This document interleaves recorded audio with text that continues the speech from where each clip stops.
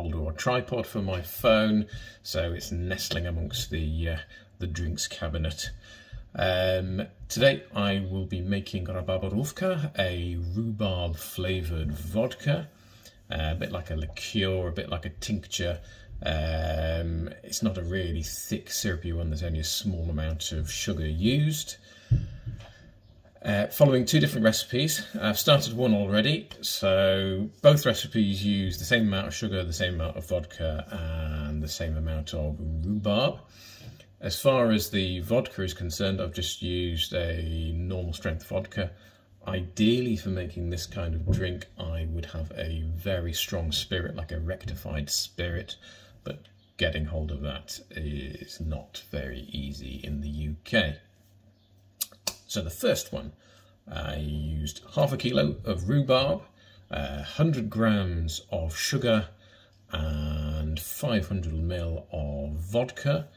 Washed the rhubarb, chopped it up, put it in a kiln jar, put the sugar in, then left that for a day to get the juices out of the rhubarb, topped up with the vodka, and it then gets put in a dark place for a couple of months, shaking it, agitating it a couple of times a day, if I remember.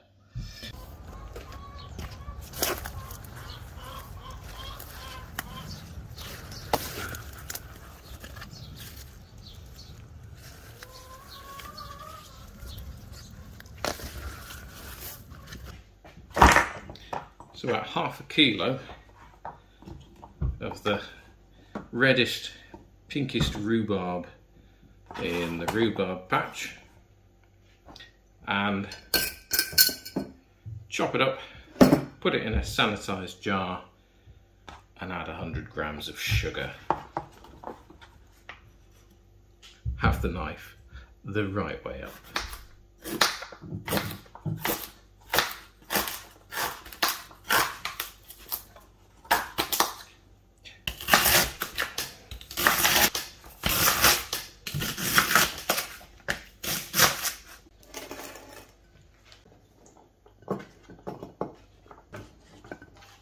Here we go.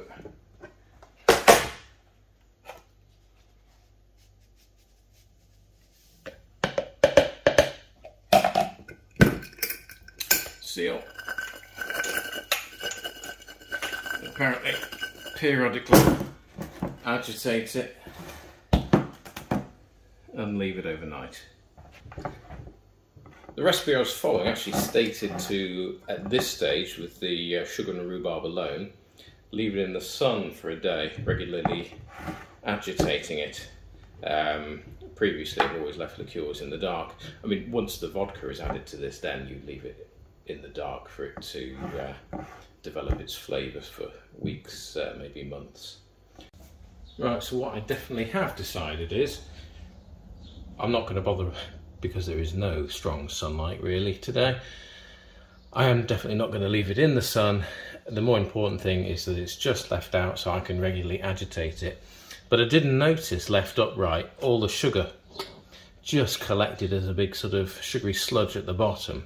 So I'm actually, for today, lying it on its side so I can regularly rotate it and just make sure the sugar is, and the resulting syrup is nicely mixed with all the fruit so it can macerate away and hopefully get maximum flavour out of the rhubarb. Not to mention colour as well. What a nice red, bright red tincture if we can, or even a delightful light pink. But the more colour I'd say the better. It's not been left that long and already, look, all that rhubarb juice has come out. Lovely.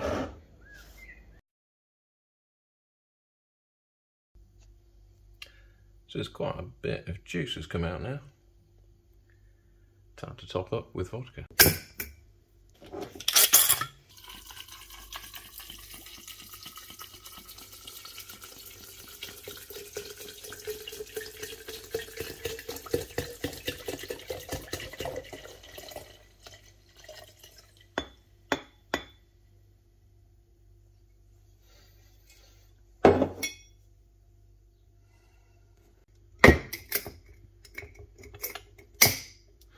Right, and then we'll leave that in a dark place.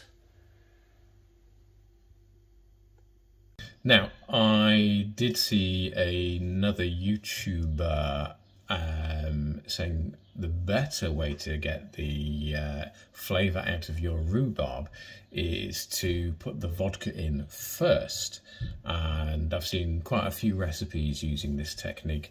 So the one I shall do today, same again, half a kilo washed and chopped rhubarb.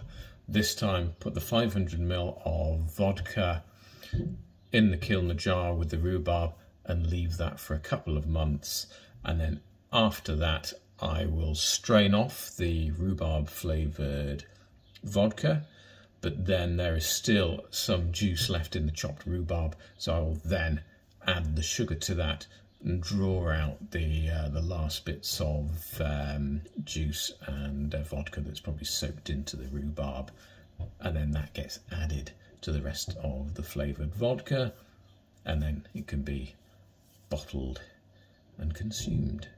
So let's give it a go. So half a kilo of chopped rhubarb, 500 ml of vodka.